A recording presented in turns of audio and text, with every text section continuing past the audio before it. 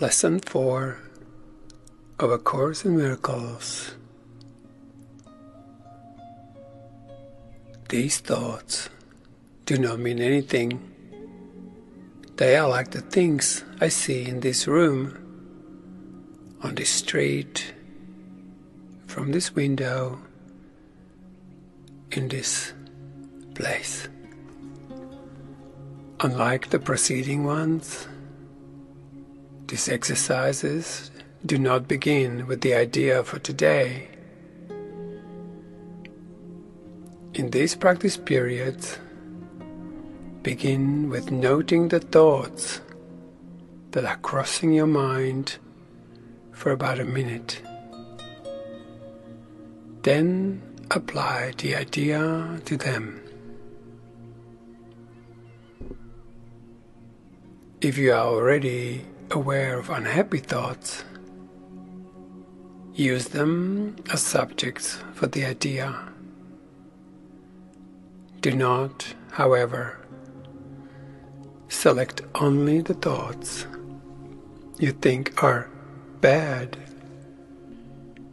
You will find, if you train yourself to look at your thoughts, that they represent such a mixture that, in a sense, none of them can be called good or bad. This is why they do not mean anything. In selecting the subjects for the application of today's idea, the usual specificity is required. Do not be afraid to use good thoughts as well as bad. None of them represent your real thoughts, which are being covered up by them. The good ones, of which you are aware, are but shadows, what lies beyond them. And shadows make sight difficult. The bad ones are blocks to sight and make seeing impossible. You do not want either. This is a major exercise and will be repeated from time to time in somewhat different form. The aim here is to train you in the first steps towards the goal of separating the meaningless from the meaningful. It is a first attempt in a long-range purpose of learning to see the meaningless as outside you and meaningful within. This is also the beginning of training your mind to recognize what is the same and what is different.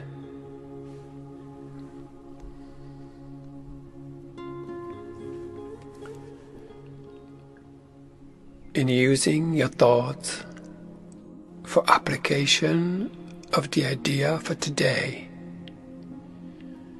identify each thought by the central figure or event it contains. For example, this thought about does not mean anything.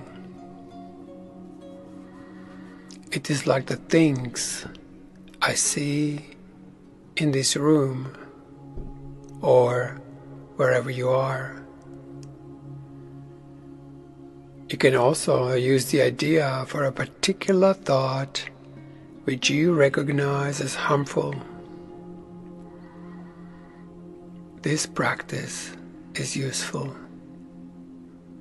but it's not a substitute for the more random procedures to be followed for the exercises.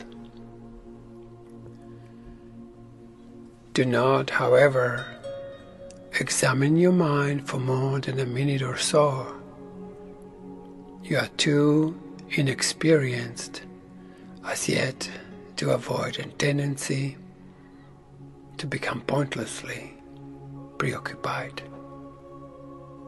Further, since these exercises are the first of their kind, you may find the suspension of judgment in connection with thoughts particularly difficult.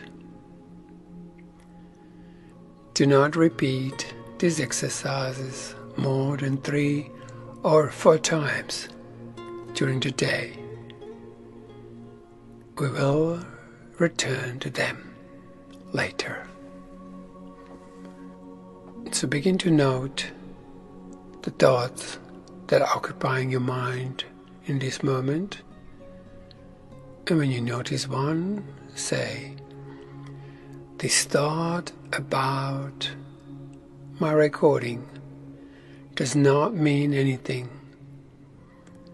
It is like the things I see in this room or place or wherever you find yourself." So now repeat after me out loud.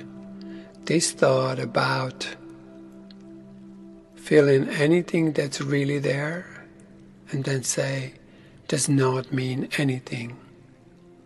It is like the things I see in this room.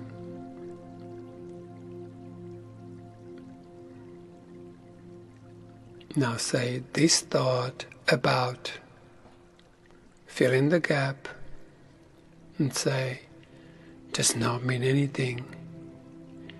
It is like the things I see in this room. And so on.